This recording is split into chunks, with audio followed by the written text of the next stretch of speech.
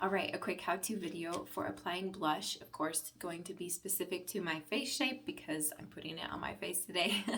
I am using our blush in Rosy Nude. It's a nice neutral pink with kind of almost brown undertones. So it's not sparkly, it's not really pink, not really red, just a nice neutral flush. And then of course a must-have is our cheek brush. When I hold it straight up, you can kind of tell the bristles have an angle to them. That makes it perfect for going on your cheek and kind of like matching the contour of your cheekbones. So as you're doing blush, highlighter, contour, this brush is like a one brush for all, and it's super soft and amazing, makes application very easy. I like using it just because it feels good in addition to working well. So what I'm going to do is just press my brush on here a little bit. So I got some on here.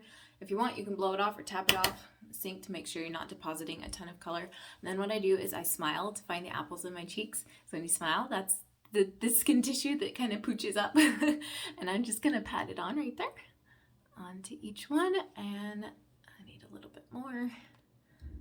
Okay. And then I carry it out just a little bit and then just use the brush to a little circular motion, kind of blend the blush up, out, and around. And I'm going to do my other cheeks. So you can already tell a nice little difference. To me, if I'm wearing foundation, especially if I'm wearing full coverage foundation, it kind of takes away some of the natural coloration of your face. So adding blush back on helps bring back some color. If you're looking a little ashy, hopefully your foundation doesn't do that too much, but blush really does help bring back some of your natural flush. It's supposed to imitate that. So, okay, other cheek, smile to find my apples. I'm going to pat it on.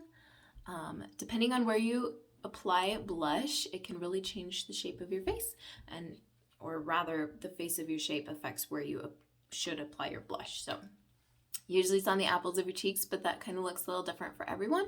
And this is, I think, what works well for me. Let's see, need a teeny bit more to be even. To check in the mirror too so I can see it. So I just pat, pat, pat. And I am holding it at a bit of an angle, so I'm getting the benefit of the dense and the light and fluffy. And then I have no idea if this is standard practice, but I feel like my nose always looks really white after I do that. So I just add a little, just kind of the excess on the brush, put on my nose. You probably can't tell, but I feel like that helps just a little bit. So ta-da, that is me with blush.